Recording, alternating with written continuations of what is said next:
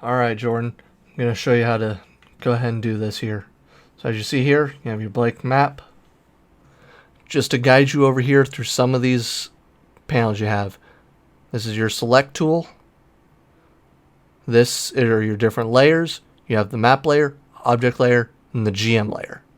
This here will affect the opacity of the GM layer to where if you move it lower, you won't see the GM layer, while higher it makes it almost indifferent from basically the normal token layer. This here are your draw tool. You have different abilities here. You have the ability to draw shapes, freehand, and the polygon line tool. You also have your text, which that's if you want to use that.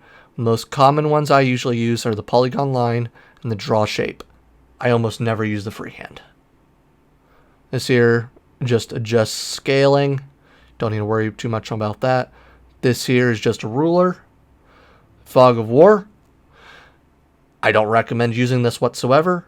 It's terrible. Of course, you've seen by now your turn tracker. Here, basically just some basic dice. And then this here can give you a link to some shortcuts and some help documents. So, real quick here to set up like that basic tavern you were going to try to pull up. What I'll do is I'll go to the polygon line tool. And just so we have a color here that stands out, go ahead and make it purple. Now, whenever you click here, you're just going to hold down Shift.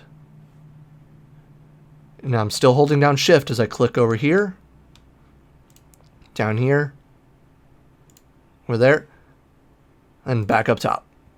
And now once you are done, you filled in the shape here, so it doesn't matter too much, but you right click and it ends whatever line you're currently working on. And for stairs, you were going to have it be like over here by about 4 long. I'll go with that orange there.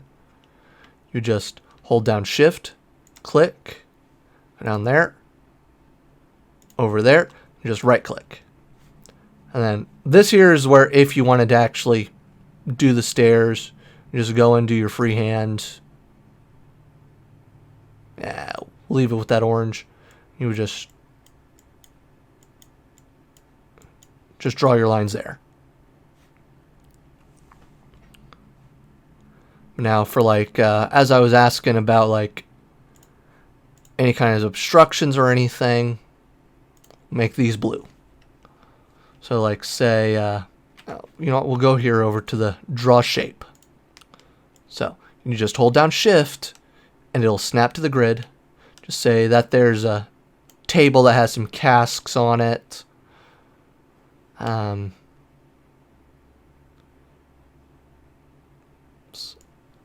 Some more casks along that wall there. And you know what? With this, if you hold down Alt with your Shift, you'll make a circle. And we'll say that these are just barrels over here in the corner.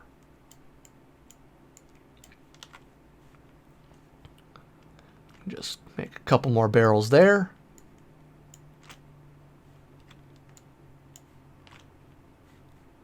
And just like a little wine rack right there. And that's really all you would have needed to do there in order to get that set up. So, combining these different tools, Alt and Shift, will help you draw all this. And then, of course, if you want to delete anything, you go over here to your Select tool, just left-click, highlight the whole thing, and then you can just hit Delete or Backspace on your keyboard. Now, for importing a map, I'm going to go here to the same one I had. I have it over here in an open folder, and just drag and drop. Now, as you can see here, it's currently on the token layer. What you'll do here is, since I have the whole thing selected, in order to move it over to the map layer, you just right-click, layer, and you can just send it to the map layer, just like that. And of course, to edit this, we'll go over to the map layer. I know that this is not the correct scale for this map. There's a couple ways you can go around this, but one way is by knowing the dimensions of the map. So here we'll go right-click, Advance, Set Dimensions. Now when I downloaded this, it gave me the dimensions that I needed. It is 17 squares wide by 12 squares tall. And by doing that, this is all lined up. Now, if you have a specific creature you're wanting to look for over here, up here in this little search bar, just search rat. And we'll just go ahead and draw those 7 rats you originally had. Now, as you see, they don't snap to the grid when you first draw them out. So what I'll usually do is right after I bring them in, I just drag them to whatever square I'm needing them in.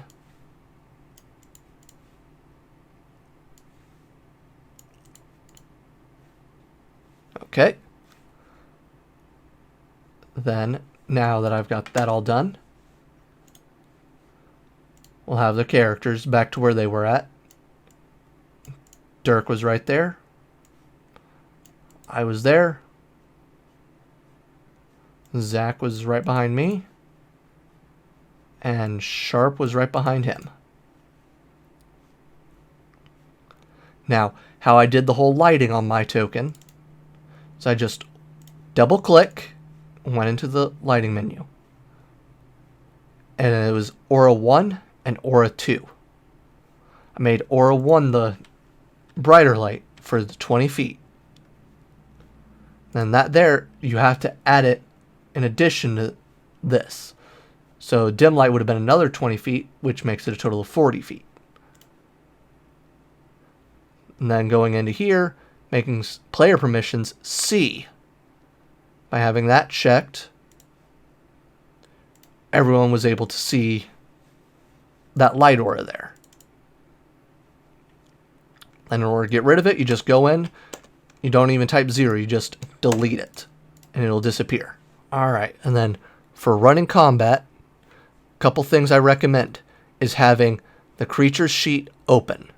Now you can go in here and go through the whole searching method, but a faster method is you hold down Shift and double click the token, and it will pull up the sheet for the rat.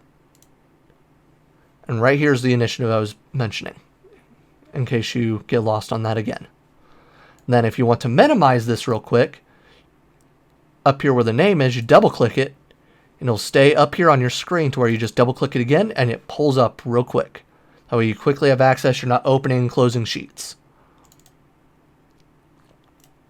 Now, for the combat, you just open the turn order.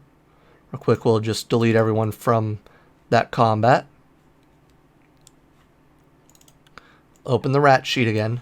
Now you can adjust the size here to what you need. I'm just moving this out of the way so we can see all the rats. And what I would do is just select a rat, initiative. Select a rat, initiative. Select the rat, initiative. Select initiative. Select initiative. Select initiative. And you got the initiative for all these rats. Or you could have just done it all at once and then just click this and the X there to mark it as dead. Of course, you also at this time have players roll their initiatives. Now that all the initiatives have been rolled, what you do here is you just scroll down to that little cog there. Sort descending. And it starts right here at the very top. And then cycling for initiative so that you always know whose turn it is. You just click this arrow right here. And by scrolling over whatever creature it is in the turn tracker, it'll highlight it with that yellow box. But now, if you're ever wanting to, say, deal with a invisible creature that a player has no knowledge of, what you can do is, let's make this one right here invisible. You just right-click the token and send it to the GM layer. You'll notice here in the turn tracker, you will still be able to see it. Anyone that's in a player view will not. So that is effectively an invisible creature that only you can control. How you control that exact creature is you go over here to GM Info Overlay. And then from there, you can control that one rat, but you can't mess with anything else. And if you want to send that back to the token layer, just right click it again, layer, token layer, and it shows back up. Now, a player cannot really be on this GM layer. A player will pretty well need to stay on the token layer so that they can control their token. So a common thing I will do is if they're either like invisible or sneaking around, I just use that little ninja mask mark there. That there is just the basics of getting your map set up, running combat. If you have any questions, feel free to let me know.